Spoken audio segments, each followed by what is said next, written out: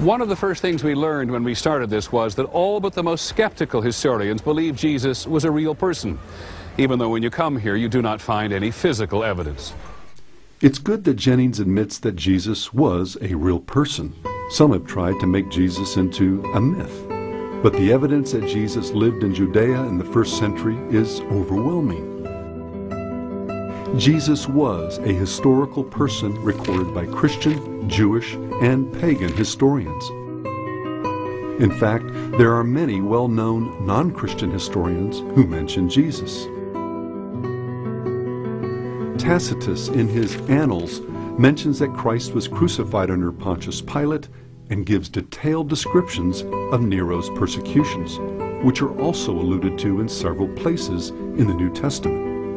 The correspondence between Pliny the Younger and the Roman Emperor Trajan corroborates the New Testament history, including the persecutions of the Christians under the Emperor Nero. Flavius Josephus, the first-century Jewish historian, makes mention of Jesus, John the Baptist, and James, the brother of Jesus. Scholars note that the New Testament corroborates Josephus in minute detail. Keep in mind that Josephus wrote his history after the time of the New Testament. In other words, both sources were written independently, but both agree with each other. So Josephus testifies to the historical reliability of many of the passages in the New Testament.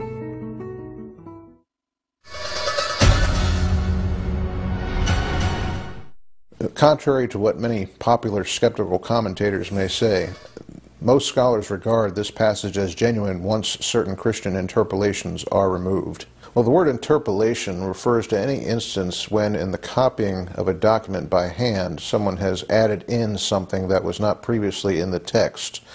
Some people would refer to that as a form of forgery, but there's a difference between an interpolation and a forgery. A forgery is something done with some sort of malice or ill intent. An interpolation may or may not be done with that kind of intent. A forgery is a type of interpolation, but not all interpolations are forgeries.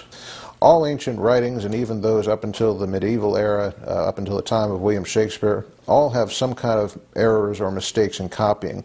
They may be interpolations, they may simply be clerical errors of some sort, but every ancient writing has problems of some kind.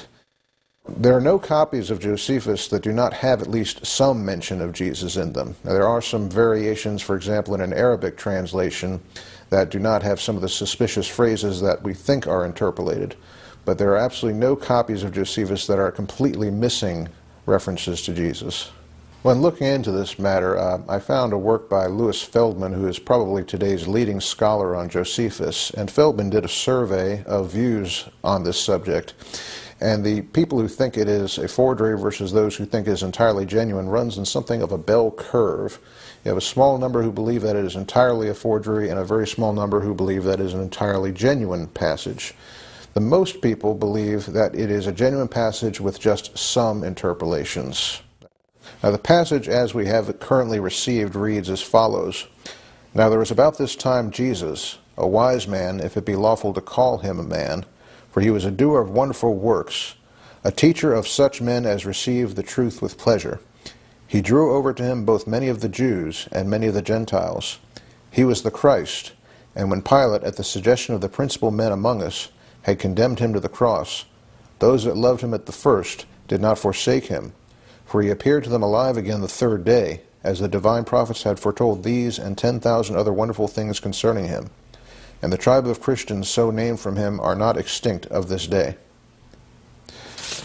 The portions that are considered most suspicious are the ones that seem to make Josephus sound like a Christian.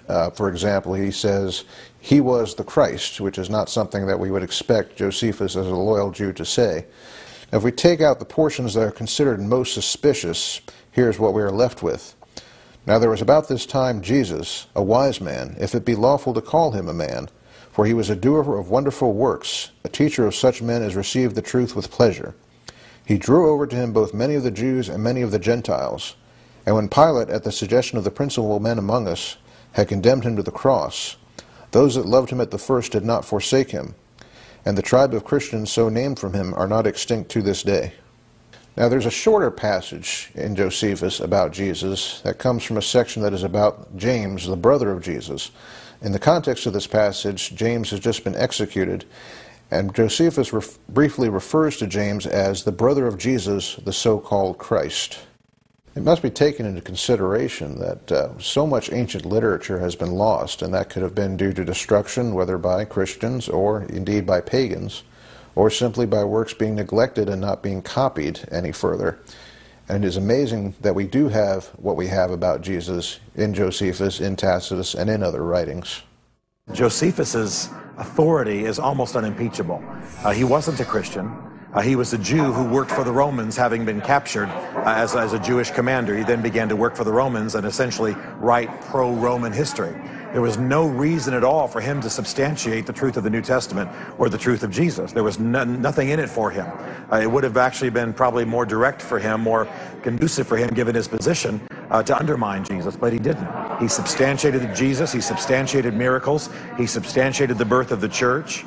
And so Josephus seems to me, as a Christian, to be a godsend, and as a scholar to be unimpeachable as a source of evidence. Given that he had no dog in the fight, so to speak. He had no intention, nothing to gain by substantiating Jesus as powerfully as he did in his writings. You know, it fascinates me when people try to purport that Jesus is a myth, because even the enemies of the Christian church, and the enemies of the Jews for that matter, held that Jesus was a real human being. We have a number of Roman historians who held that view. We have a number of Jewish historians who held that view. I do not know of any situation in history where a person was believed to exist for centuries and then disproven. I've never come across that. I know of no academically credible historian who holds that view. And I think that what we have here is simply a wish taking the form of an academic opinion. The fact is that Jesus is well substantiated, even by his enemies, as a living, breathing human being who lived approximately when the Bible said that he did, and did approximately what the Bible said that he did. So I think that what you have here is sort of an antichrist wish that's taking academic form and has no credibility.